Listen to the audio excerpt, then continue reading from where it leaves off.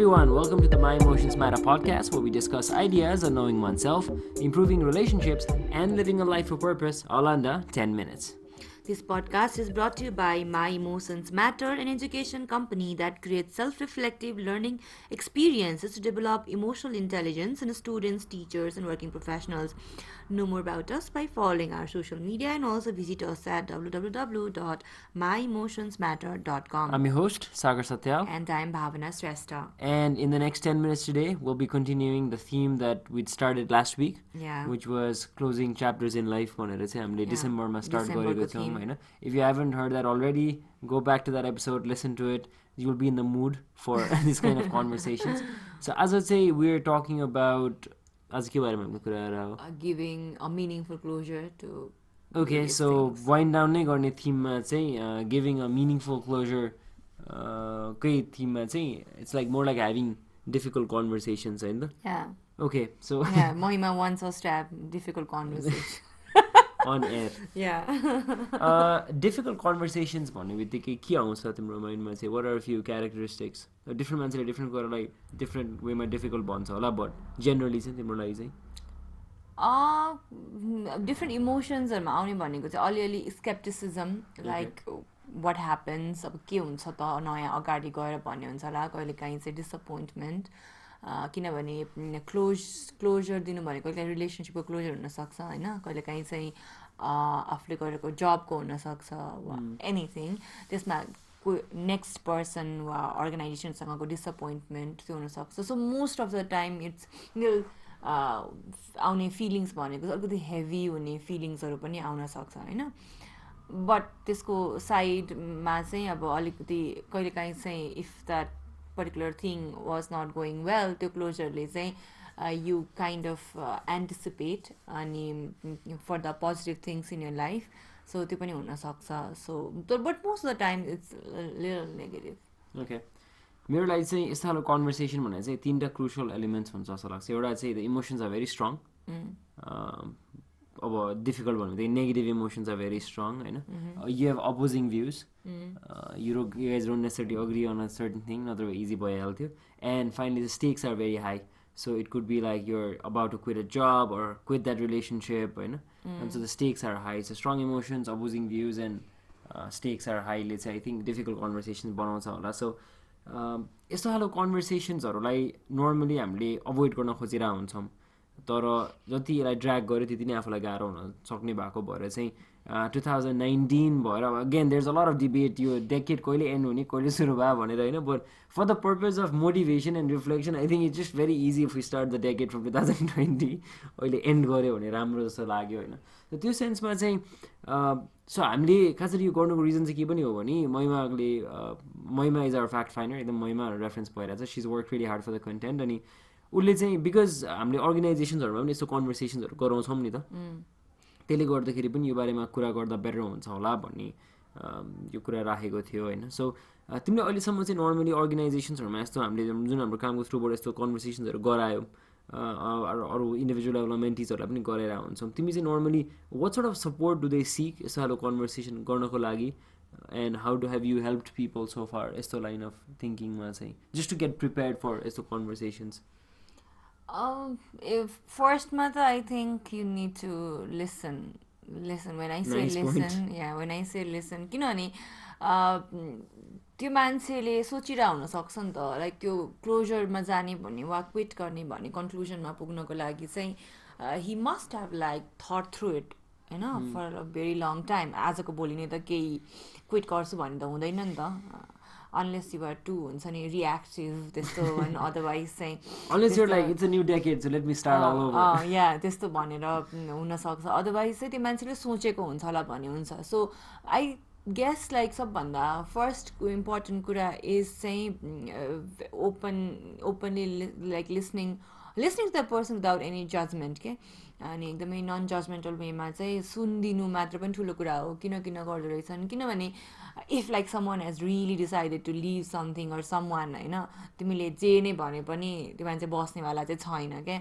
so maybe त्यस पछाडि चाहिँ asking some really good questions उसको डिसिजन्सहरूलाई लिएर अनि उसको प्लान्सहरूलाई लिएर त्यो गऱ्यो भने चाहिँ द्याट माइट गिभ अलि मिनिङफुल क्लोजर चाहिँ दिन्छ कि भन्ने लाग्छ सो मेरो लागि चाहिँ दुईवटा कुरा is very important listening without judgement अनि त्यस पछाडि सेकेन्डमा चाहिँ क्वेसनिङ ओके मलाई चाहिँ युजली कस्तो अप्रोच चाहिँ हेल्पफुल जस्तो लाग्छ भने चाहिँ what is the purpose of that conversation पनि इज भेरी इम्पोर्टेन्ट जस्तो लाग्छ कि कहिले काहीँ चाहिँ तिमीले भने जस्तो इफ आई लाइक तिमी र म चाहिँ अब were friends but touch wood but for some reason I decide to call quits होइन यो सबै उसमा चाहिँ so why should I bother and go and have that conversation भन्ने एउटा फिलिङ आउन चान्स एकदम धेरै हुनसक्छ होइन तर I think you we should not forget कि त्यो दुईजना बिचको डाइनामिकमा there is just third dynamic which is you me पो है एउटा अस भन्ने डाइनामिक पनि छ अनि हुन्छ नि अहिले पनि हामीले लास्ट विक यो बारेमा कुरा गरेको थियो के भन्छ इट्स सो इजी त्यो रिसेन्सी इफेक्टले गर्दाखेरि कि त्यो अहिले सबै कुरा नराम्रो भयो भने चाहिँ त्यो पास्ट 4 इयर्समा टाइम स्पेन्ड गरेको राम्रो मोमेन्ट्सहरूलाई ओभरलुक गर्न इज भेरी इजी नि त त्यो सेन्समा चाहिँ होइन अनि म चाहिँ usually something that I'm mindful of one um having a difficult conversation is I feel like the other person will think either in terms of one of these 3 dynamics or all 3 of it कि एउटा चाहिँ is am I a good person भन्ने thought प्रोसेसमा चाहिँ त्यो मान्छे जान्छ जस्तो लाग्छ कन्भर्सेसनको एन्डमा चाहिँ हरेक मान्छेलाई हुन्छ नि म साँच्चीकै राम्रो मान्छे हो त भने उसले बाहिरबाट नदेखाए पनि कता कता चाहिँ त्यो हुन्छ जस्तो लाग्छ होइन एम आई कम्पिटेन्ट भन्ने थट प्रोसेस पनि आउन सक्छ जस्तो लाग्छ कि स्पेसली वर्कको छ भने चाहिँ if you're about to be fired अनि कि म साँच्चीकै इन्कम्पिटेन्ट हो त भन्ने हुनसक्छ होइन अनि अर्को चाहिँ am I worthy of love भन्ने क्वेसन चाहिँ आई थिङ्क पिपल आस्क के so am I a good person am I worthy of love am I competent यो तिनवटा एङ्गलबाट चाहिँ मान्छेले आफ्नो हुन्छ नि बाहिर नदेखाए पनि एउटा रिफ्लेक्सन लिएर जान्छ जस्तो लाग्छ कि अनि मान्छेको बोली नै हो होइन I'm somebody who is our life to the fact that we have very limited time on earth झगडा गरेर वा कसैलाई नराम्रो चाहिँ नगरौँ सकेसम्म भन्ने एउटा थट प्रोसेस हो होइन सो ठिक छ सो तिमीसँग मैले रिलेसनसिप कन्टिन्यू नगरे पनि तिम्रो आफ्नै लाइफ त एउटा कन्टिन्यू हुन्छ नि त आफ्नो हिसाबले इन्डिपेन्डेन्टली होइन सो मेरो पनि हुन्छ सो एटलिस्ट तिमीले यो टर्म्समा सोध्छौ होला भनेर सो कति कुरा चाहिँ मलाई नै यो रिलेसनसिपमा बस्न मन छैन है भन्ने होला मैले आफ्नो रिजन्स क्ल्यारिफाई गरिदियो भने maybe you won't end up beating yourself up for the rest of your life होला कि एउटा इक्जाम्पल चाहिँ मैले प्रेजेन्ट गर्न खोजेको चाहिँ किन मैले खालि तिम्रो फल्ट मात्र देखाएर गइदियो भने चाहिँ तिमीलाई यो तिनवटा टर्म्समा सोच्न गाह्रो हुन्छ नि त सो आई थिङ्क डिफिकल्ट कन्भर्सेसनमा चाहिँ मान्छेले नर्मली यो एङ्गलबाट सोध्छ है भन्ने वेबाट चाहिँ हामीले हेरिदियो भने चाहिँ अनि if you really think about it emotional intelligence as a माइन्डसेटकै कुरामा पनि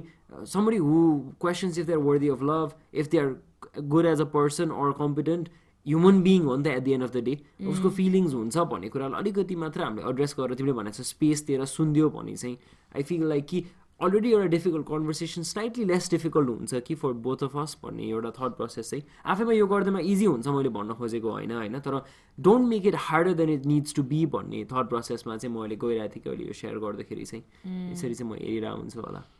ओके सो तिमीलाई कुनै मिनिङफुल क्लोजर दिएको केही छ anything that was like you thought through that and it was a very